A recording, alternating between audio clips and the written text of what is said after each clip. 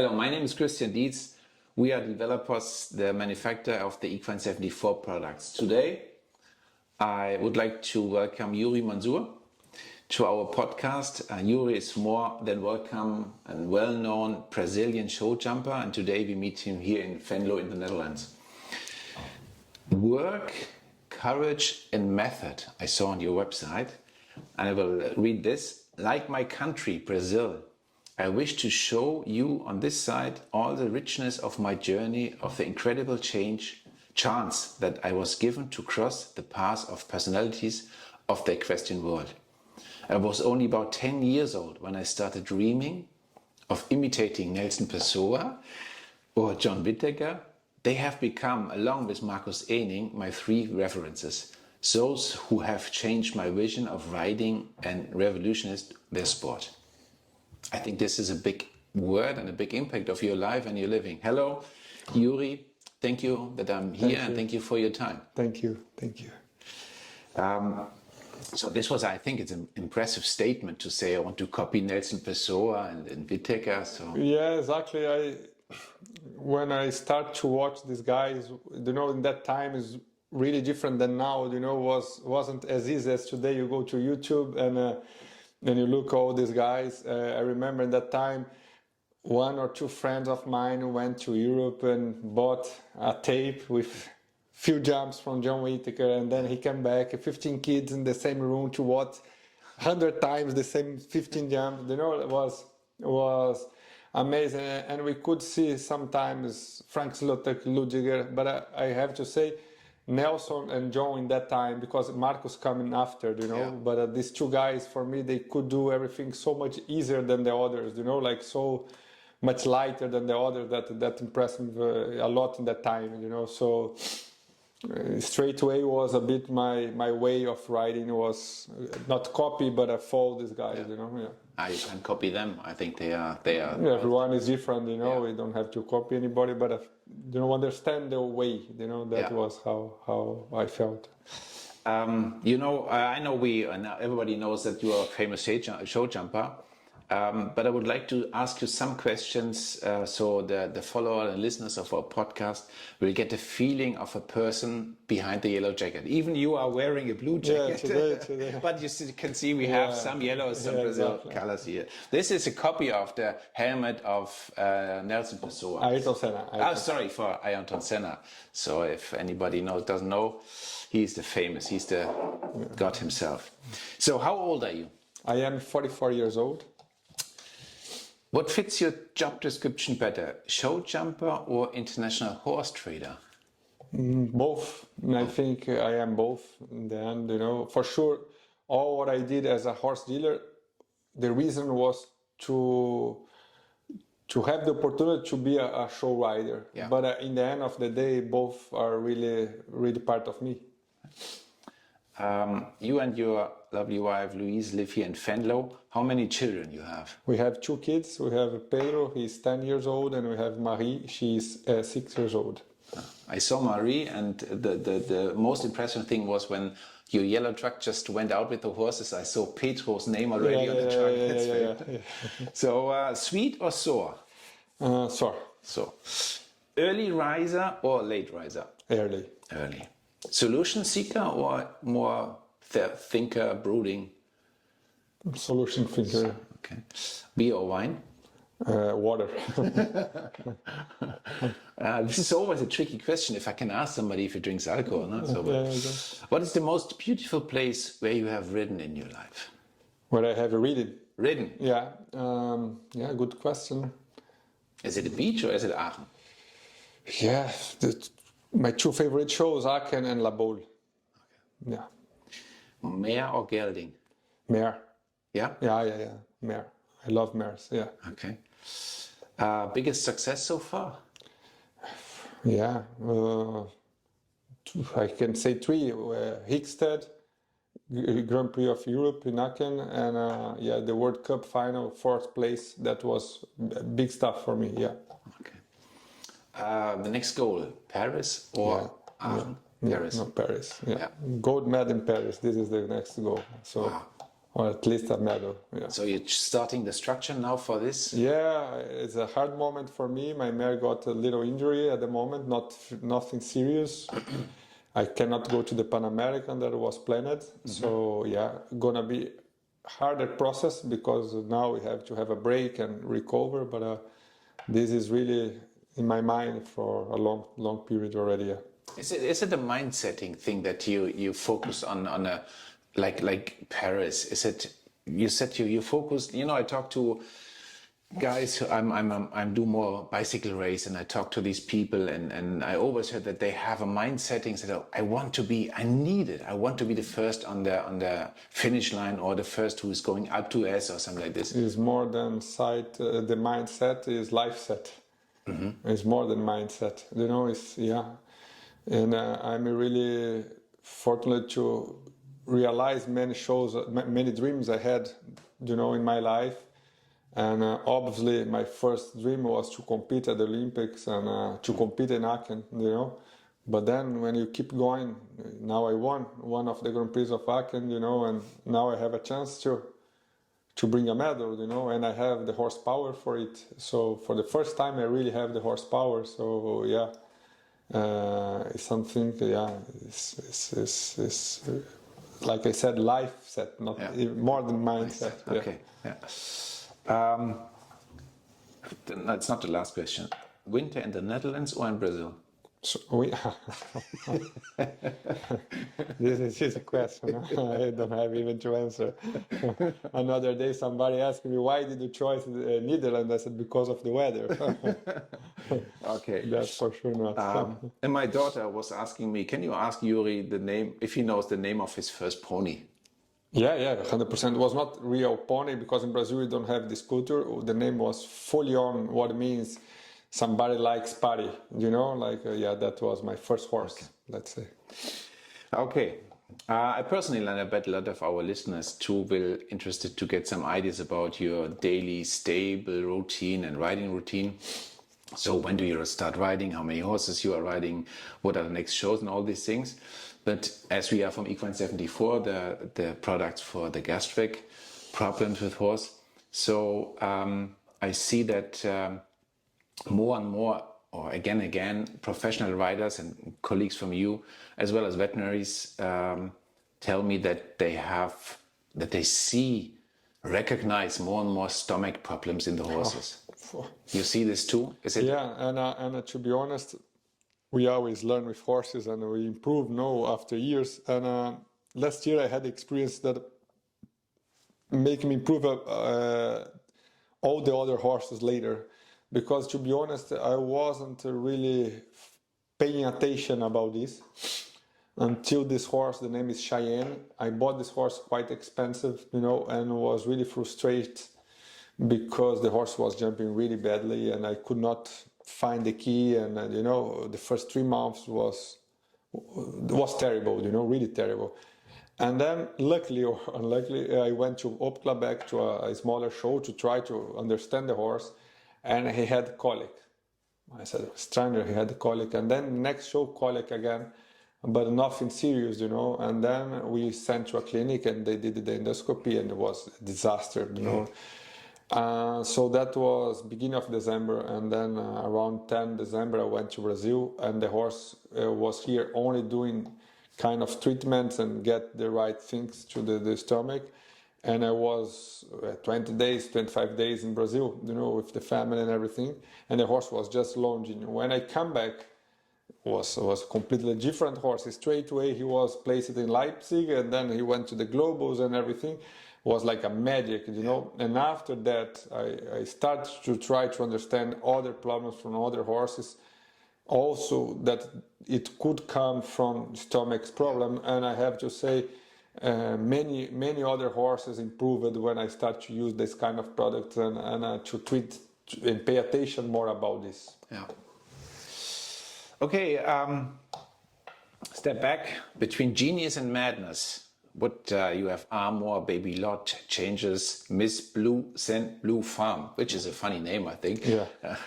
Probably the number 1 in your stable right now. Yeah. For sure, yeah. What characters do you have in your stable and what type of horse do you like, you said before, mares, but the character, is it a strong horse? They need to have intelligence and these things, but what kind of character? Yeah, I am more than a rider. I'm a trainer of horses. So one thing really important for me is that the horse enjoy to learn.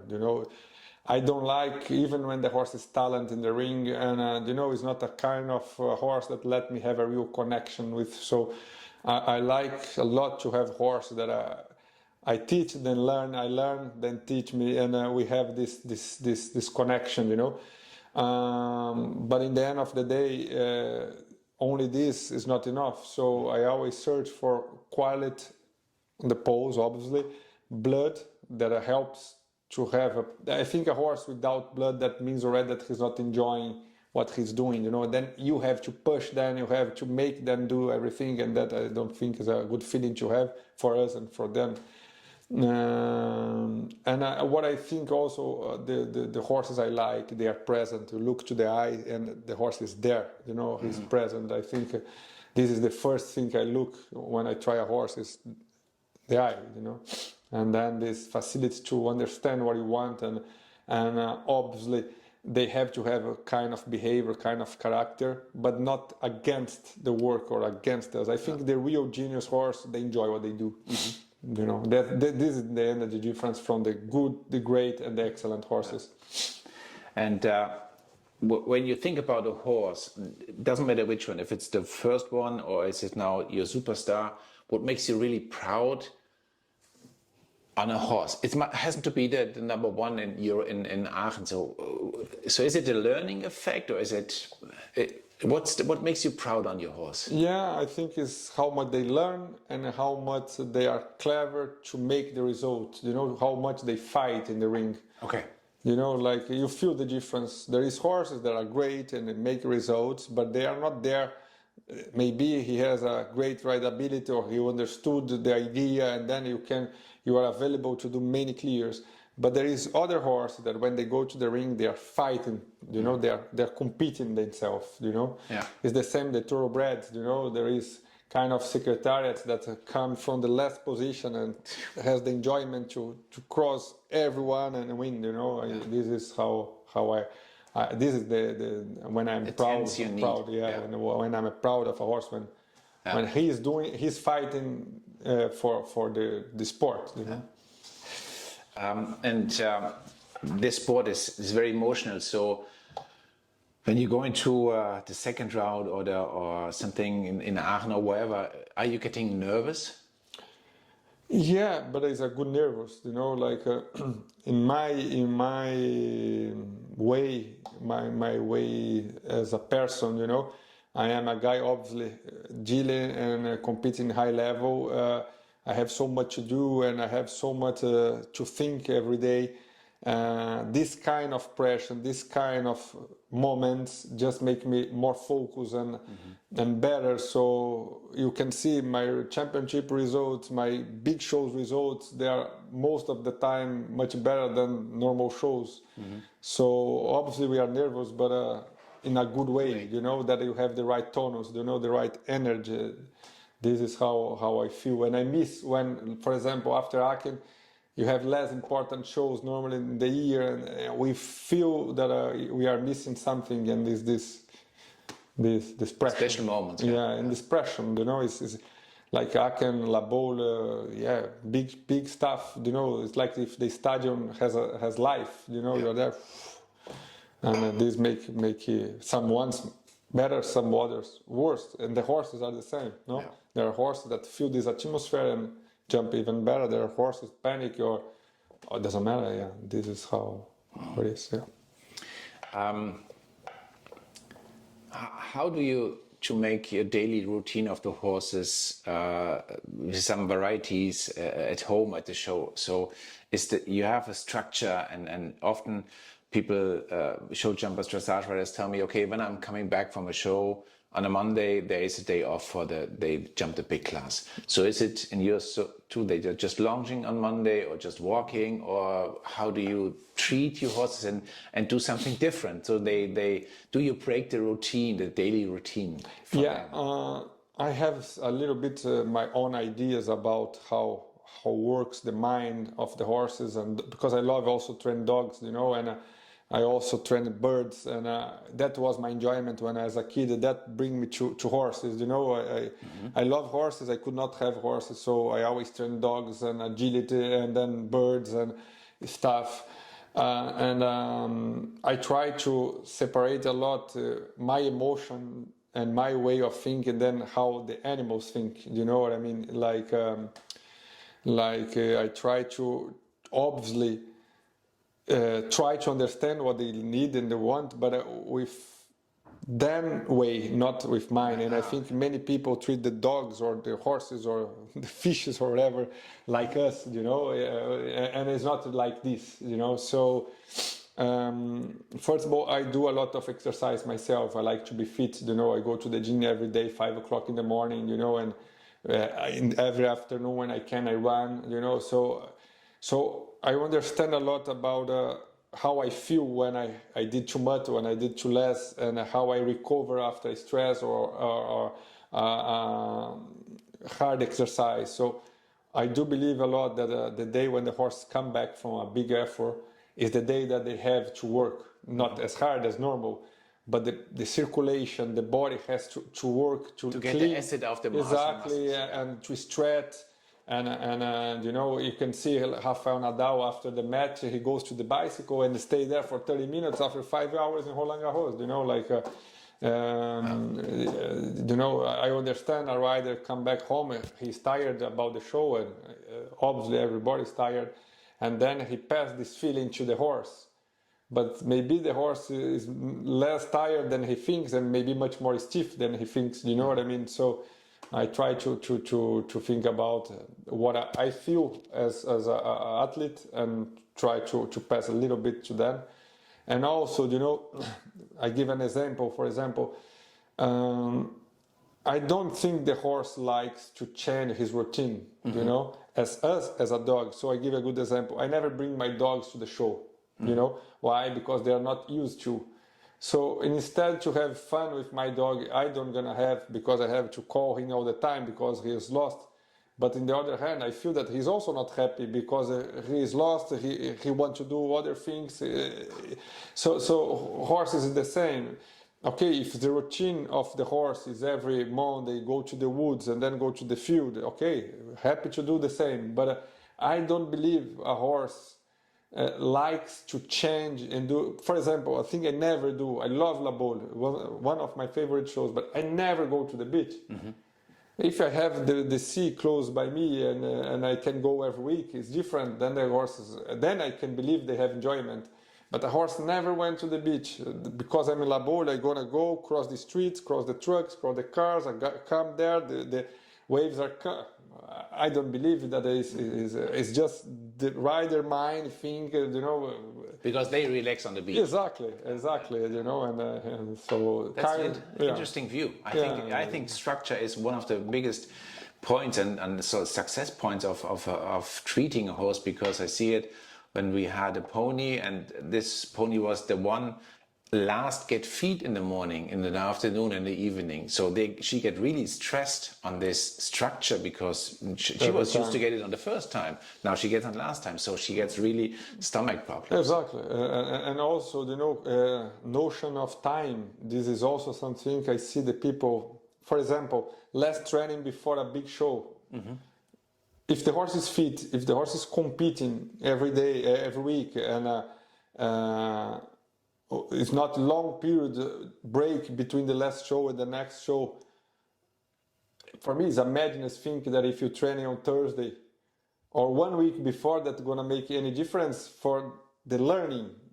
For the learning, the horse has no notion about time. No. So it's the same if you let your dog in your garden for 1 day or for 1 week, he will be the same happy when you come back. Yeah. If you stay 1 year, it's the same happy. He doesn't know that it was 1 day, 1 week. So I try always to be a bit realistic and don't mix my emotions with the horse's emotion, you know. This is what I try. This is a very interesting aspect. I talk a lot to riders, but this thinking like an animal or acting like an animal is a different approach. Interesting.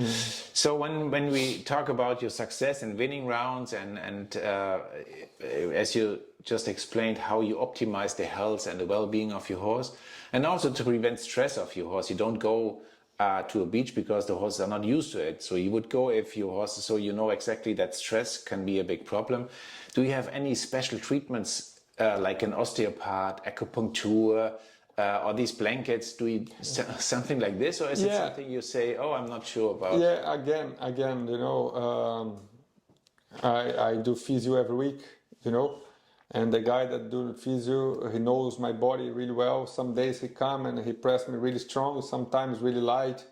Again, when I see this osteopath, acupuncture, all these, when the guy is coming every week and he knows your horse and the body of your horse, you are used to this. Why not? You know, it's not what I use. I like this magnetron. You know, this I like a lot because on myself I got great results. But there is no magic. You know, if the guy do every 5 days and next time he has reference and then he's gonna do a little more. Yeah. Okay, it always works, but. How I see many, I don't know, the neck is not bent, okay, call the osteopath. It doesn't work. Yeah, for me, my point of view is just, We just talked about stress and preventing stress, and when we talk about stress in the horse's stomach, so what's the daily routine in your stable? You stay up at 5, or you went up at 4:30, I guess, when you go to the gym at 5. So what about the horses? When do you start feeding, and how many times on a day you feed your horses? Yeah, we try to let them eat all day, you know, as much as we can.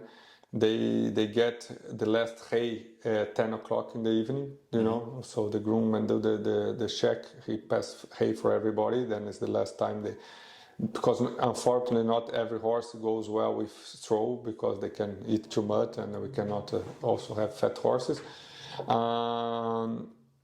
The food we divide in 4 or 5 times, depending on the horse anyway, you know, because they are eating more, and I like a lot the food, you know, so yeah, they have this gap between 10 o'clock and 6 o'clock in the morning where they don't have food. Yeah. Okay, they're going to spend 1, 2, 3 hours maybe to eat, so in the end they have 4 or 5 hours that they are not eating, able to eat something, you know, and the rest we try to do, and then use your product to use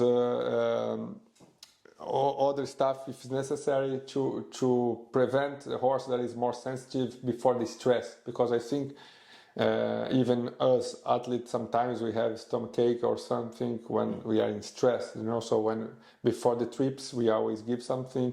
Some horses when indoor show is more stressful, then we start because of the atmosphere and you know it's crowded. Exactly. Noises that they don't see. This is I like a lot also. Some like Vitsky, he has plugs in the ears all day and night when he's in indoor shows, you know.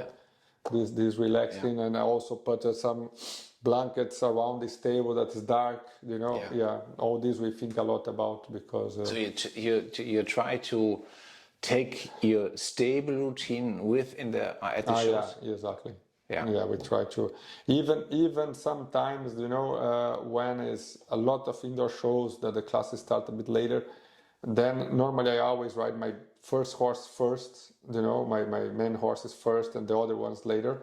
When now we start Stuttgart, Lyon, Oslo, Helsinki, then I try to change already, because in these shows normally make no sense to ride early in the morning. So because in the evening you have a class. Exactly, and sometimes you are even not able to ride because there is other classes, and so then I start to do the opposite. You know, I start to let them to the end of the morning. At least they are more in the same timing than in the show. You know, because it makes no sense. They are used to 7 o'clock be reading and then go to the show, and I start to ride 10 because they know what's going on. They are waiting for us, you know, like in my opinion. And what do you think horses can stressed by? Is it noise, or is it stress? Noise I think is the worst thing for most of them. And also what I see a lot is dirty, you know, when you go to indoor and there is no air circulation, and they cannot breathe as well.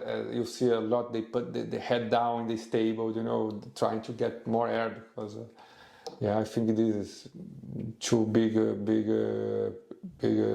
points. And then also circulation of people. This, I think many horses get stressed for about all the time they don't have noise and just, people around.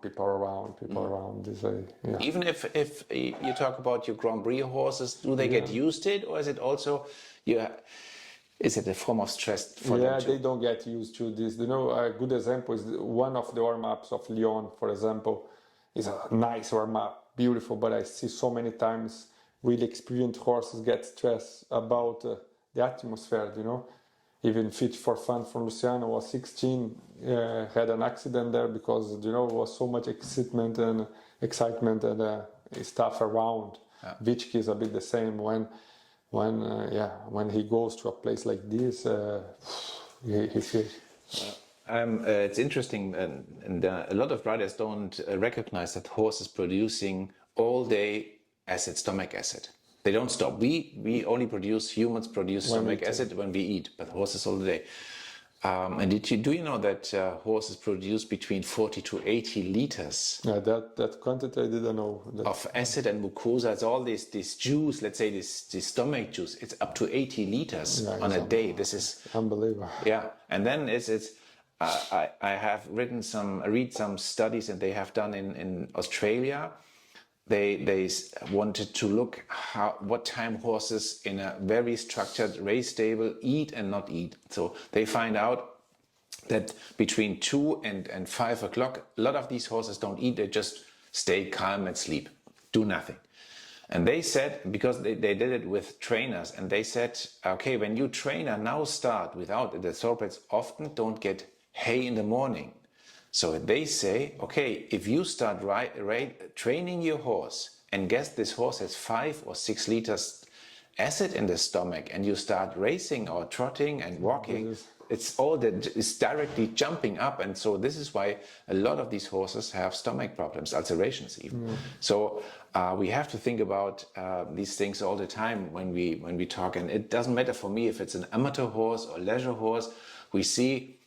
We get daily calls from people. They have Icelandic horses, Frisian, all kind ponies, and up to Grand Prix horse like you. They all have the same problems with too much stomach acid. So yeah. What I saw many times when I try horses, like around 4 or 5 in different stables, you know, because the time of feeding is coming and they are prepared to be tried. Normally a horse never jump well, normally. In this time, 4 or 5 o'clock in the afternoon, and you try a horse, because like you said, they didn't eat for a long period already, and they are waiting for the food, so normally they don't jump well in this time. Me neither. I can't. I need 3 times a day something to eat. Let's talk about our products, Equine 74 products. We have the daily product, the pellets to reduce the acid and in the stomach, and also the paste. And you have the paste in your hand. So what do you think about the products and the paste? What are the benefits from your point of view? Yeah, what I like it a lot is that it's a little touch, but that makes a big difference, because you feel the horse. This is a good word to say, good mood, you know, because he's free about. It's not true that a horse with stomachache cannot perform. You see many times they can perform, but at this just make them happy. Like is a kind of touch of relax that in the end of the day makes a lot of difference, you know. And maybe when you count one time the horse with stomachache and one time without, is one difference. But when you speak that this experience is becoming better and better, the behavior of the horse start to change. So this is how I see. Thank you very much for your time. Thank you. And that's it.